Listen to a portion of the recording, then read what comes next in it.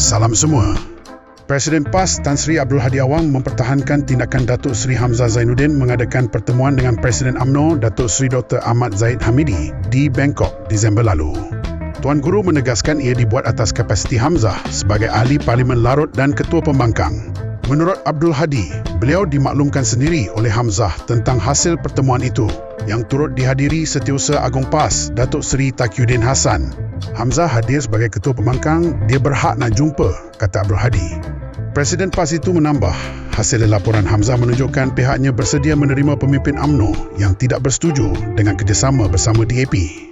Beliau berkata demikian ketika mengulas dakwaan tindakan Hamzah kononnya membelakangkan Presiden Bersatu Muhyiddin Yassin apabila mengadakan pertemuan dengan Zahid tanpa restu Muhyiddin.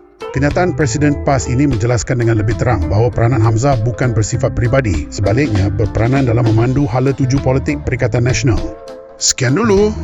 Jangan lupa subscribe, like dan share politico.my.